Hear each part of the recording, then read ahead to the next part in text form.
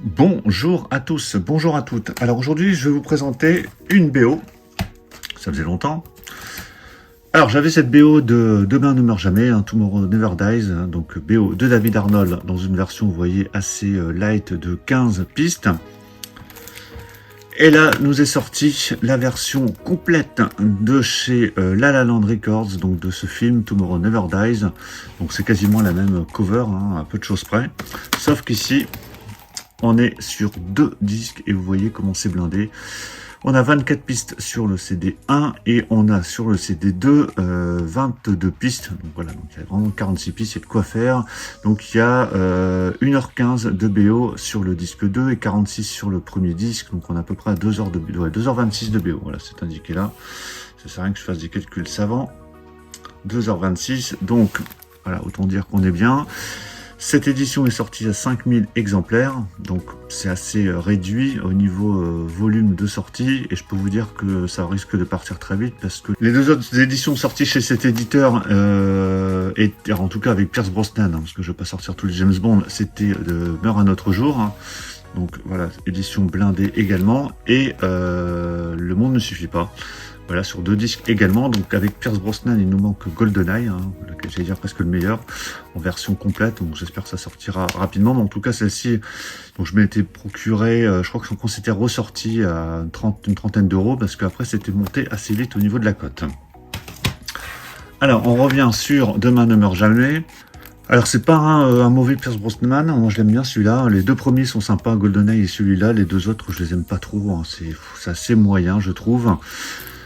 Mais en tout cas, celui-là était bien sympa, et puis la BO de David Arnold est plutôt très bonne. Allez, je vais déballer l'édition. Voilà, c'est déballé. Alors, comme je l'avais dit, très très belle cover. Ils ont mis sur la petite tranche ici 007 Limited Edition. Au dos, donc comme je vous dis, on a bien le logo ici La La Land, et puis c'est 5000 exemplaires. Alors, à l'intérieur, comment ça se présente? Donc, on a une édition avec un volet, avec 2 volets, pardon, avec un clapet. Ici, on a Pierce Brosnan en fond. Ici, donc c'est le petit livret qu'on va regarder juste après. Donc, on retrouve une partie de l'affiche du film. Disque 1, plutôt sympa au niveau de la sérigraphie. Ça reprend la partie d'introduction quand 007 tire son coup de feu. Donc, juste avant le générique. Enfin, donc même pas le pré-générique, parce que le générique vient après la scène d'ouverture. Et même sérigraphie sur le disque 2. Donc, 1 et 2 sont bien identifiés par un numéro. Au niveau du livret, donc livret La La Land Records, donc forcément des gros livrets bien épais, avec des photos. Alors c'est tout en anglais comme d'habitude, ça je le redis à chaque fois, mais comme c'est des éditions internationales, c'est en anglais. Donc livrets qui sont bien sympas, parce que je peux vous dire, j'avais lu une partie des livrets des éditions de Meurt un autre jour et Le Monde ne suffit pas, et ils sont vraiment bien complets. Ça revient donc sur la BO, mais pas que, pas mal de choses aussi sur le film, notamment les acteurs, le réalisateur, le tournage. Donc bien sympa celui-là, avec la BMW téléguidée, avec Michel Yeoh aussi. Vraiment très très sympa ce James Bond là, moi je l'aime beaucoup, avec aussi un méchant assez charismatique, et les bras droits du méchant également. Donc voilà, livret vraiment bien complet, bien rempli, et puis la BO en elle-même est vraiment également bien complète. Donc voilà pour la présentation de cette BO de Tomorrow Never Dies, donc qui était sortie dans le lot des nouveautés La La Land sur fin décembre-janvier.